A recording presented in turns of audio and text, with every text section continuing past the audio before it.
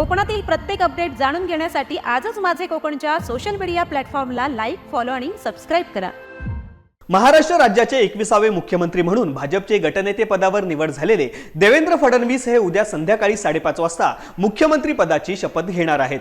विधानसभा निवडणुकीच्या निकालानंतर भाजप, शिवसेना, शिंदे गट आणि राष्ट्रवादी अजित पवार गट यांनी राज्यात सत्ता स्थापनेसाठी आवश्यक संख्याबळ मिळवले होते। मात्र 3 पक्षांमुळे भाजपने मोठे यश संपादन करूनही त्यांना मुख्यमंत्री ठरवता येत नव्हता। आज भाजपच्या विधिमंडळ सभागृह नेते पदाच्या निवडीसाठीची बैठक पार पडली।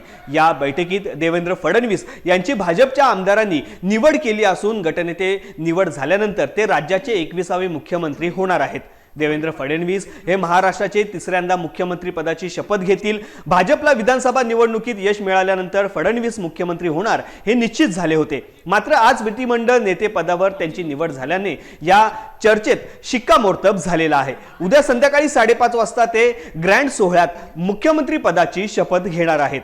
या निवडीनंतर दुपारी देवेंद्र फडणवीस, एकनाथ शिंदे आणि अजित पवार यांची संयुक्त बैठक पार पडली आहे। या बैठकीत महायुतीकडून सरकार स्थापनेचा दावा राज्यपालांकडे करण्यात आला आहे। त्यानंतर हा शपथविधी पार पडणार आहे। वो तो अभी शाम को तय होगा, हाईकमान के साथ चर्चा करेंगे, बाद में फाइनलाइज होगा। लेकिन मुख्यमंत्री और 2 उप मुख्यमंत्री तो शपथ लेंगे। दोपहर को 3 बजे गवर्नर को हम लोग जाकर प्रस्ताव देंगे और सरकार रचने के लिए आमंत्रित करने के लिए उनको विनती करेंगे।